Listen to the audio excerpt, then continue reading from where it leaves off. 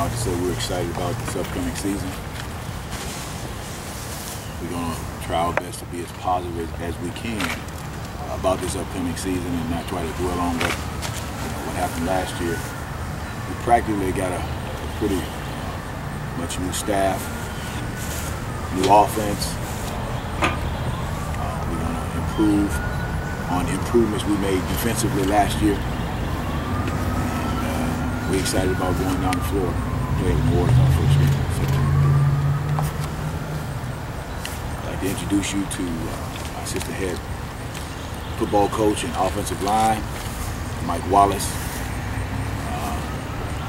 I'd like to introduce you to my offensive coordinator who coached receivers for us last year.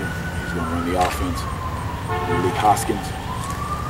To my right, a guy I think we were just lucky to get this year has been Kentucky, Wyoming. Practically his coaching experience is on the D1 level. We're excited, lucky to have him. Coach Mike Fanoba will be handling our defensive line.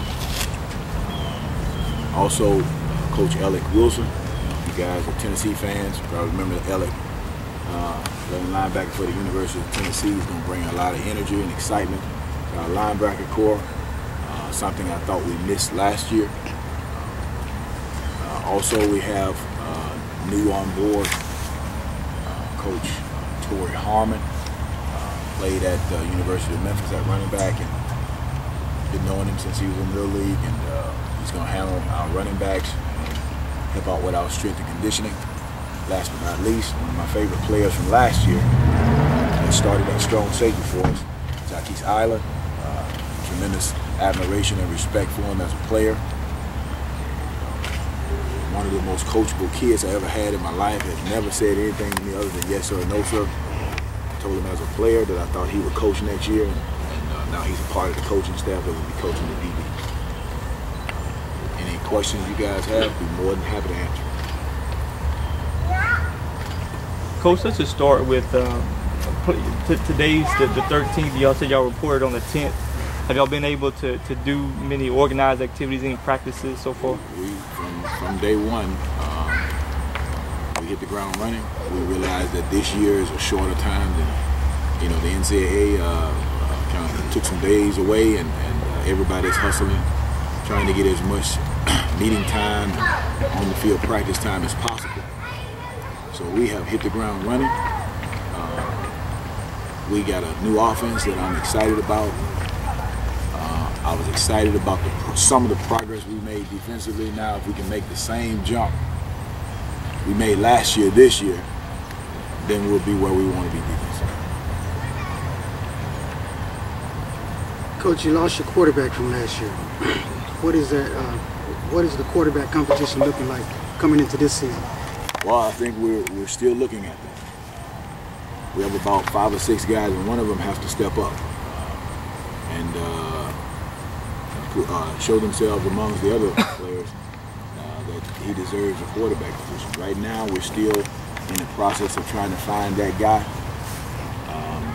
We lost Taj Dent from last year, but I thought Taj was perfect for the offense we ran last year. I don't necessarily think that he would be perfect for the offense we run this year.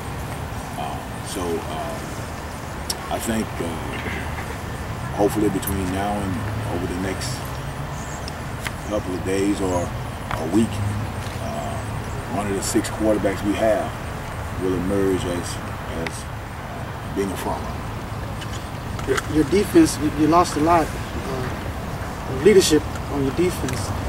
How were you able to recruit to kind of fill that hole?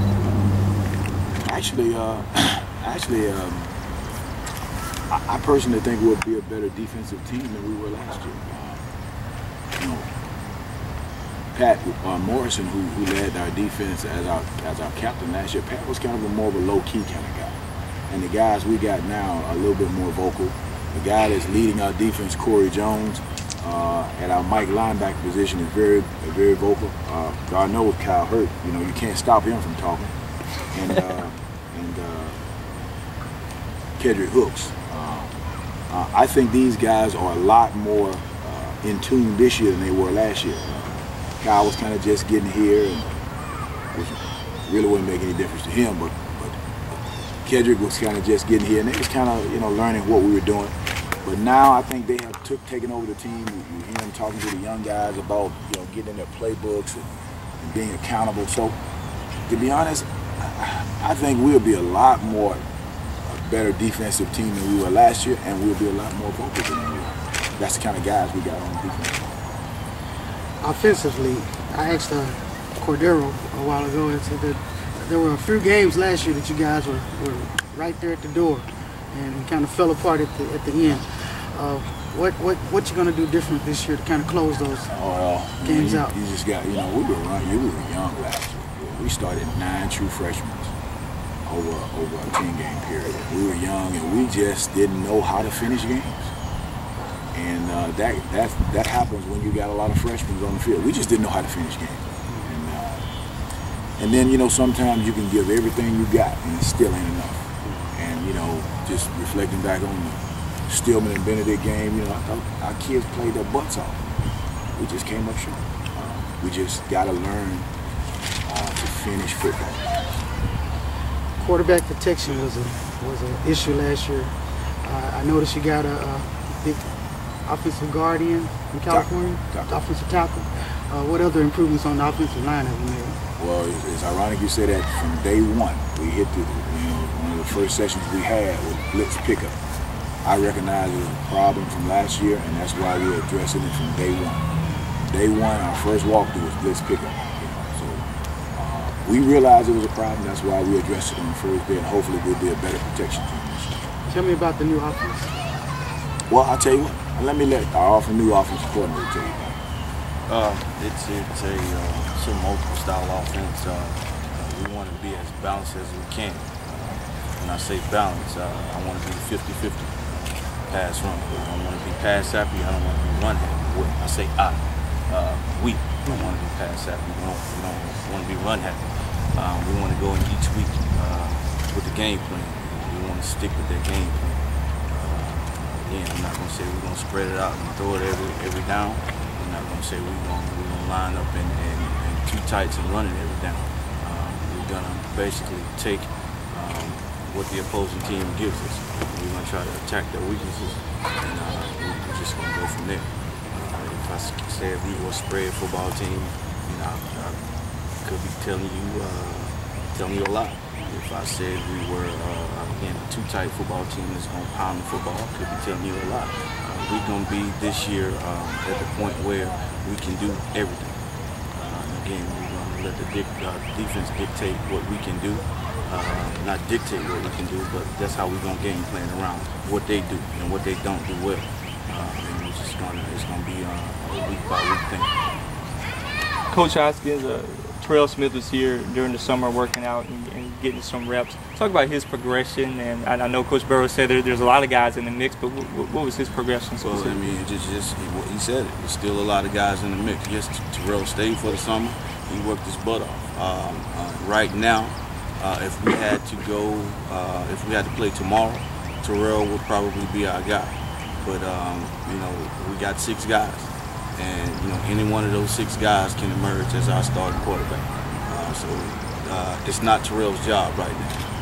It's anybody's job right now, and the competition is good, and that's what we didn't have here before. We didn't have good open competition. And now Terrell knows in order to be the starting quarterback for Lane College, he has to do everything, and he has to do everything right. You have Yabu returning at the running back position, but what other running backs do you have? We have Evan Yabu, we have Darren Henry. Evan will split some time at wide receiver also. He's a multi-dimensional kid.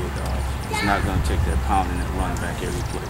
So you know he'll get some shine at running back, and we'll split him out, and he'll get some touches at wide out. He's a good kid. He does everything he's supposed to do. He's coachable and he's smart. So you know, anywhere we put him, he's going to be able to get the job done. So he's going to be a great asset for this team. Coach, I want to talk a little bit more about the defense. Bringing a 3-4 and a lot of different blitzes. Now those guys are in the second year. How much difference does that make, considering all of the blitzes and things that you can do with 3-4? I think it makes a world of difference. We went from, before we got here, we went from being last place in the conference in total defense to in the middle of the pack. That's a big jump. And I told my defense, if we can make that same jump from being in the middle of the pack to the top of the defense, that's our goal this year, to make the same jump we made last year. Now, Kyle and Kevin, they know the defense a lot better than they did last year. I cannot see us not being a better defense than we were last year. So my expectations for our defense is to finish on top of the conference in defense this year. If we make the same jump we made last year, we should finish on the top of the charts on defense. What does your secondary look like? You lost one of the best secondary players to your coaching staff. Right. So how do you replace that? And the one thing we're going to miss in the secondary is smarts. And that's what Jaquez brought to us. And that's the biggest concern I have, is a new guy coming in and understanding our defense. Jaquez pretty much ran our secondary. He knew every call we had. And if it's one thing that concerns me about our secondary is the inexperience that we're lining up at strong safety. But the two guys that's competing for that job, they're doing a decent job. But they got a long way to go, and that is a concern. And then, Coach, the SIAC goes to divisions this year. What's your impression of that? You get Tuskegee, but you get the Miles and teams like that as well, Kentucky State. It really did make a difference. The division split is really okay with me. We still play the same people, whether we, other than Fort Valley. We didn't play Fort Valley, but we chose to schedule Clark Atlanta in our schedule. We could have scheduled outside, but it really doesn't make a difference. We still got to play football, so it really don't make a difference. Does it free you up to schedule some more non-conference games now that not all of them are tied into the conference? Absolutely. It frees us up to schedule non-conference games. That's the biggest difference. Non-conference. Your first game is on the road at Edward Waters. I don't know much about it. What kind of football can they expect from Lane? Well, if you watch Benedict play, you kind of see a mirror of Edward Waters. They got a new head coach. They run triple option. And, triple option football is hard to defend. We definitely got to do a better job of defending the triple option better than we did Benedict. But hopefully, I'm hoping that they have the same roles we had last year in putting that ball on the ground, because it's a new offense. And hopefully we'll take advantage of their newness in that offense. And so we're hoping that we go out here and stop that triple option, play smart football, and come home and ring the bell. That was my next question. And I don't know what it feels like. It's got to have some spider webs and everything in it. It hasn't been rung in a long time. But I felt the kids' pain last year. All I've been thinking about.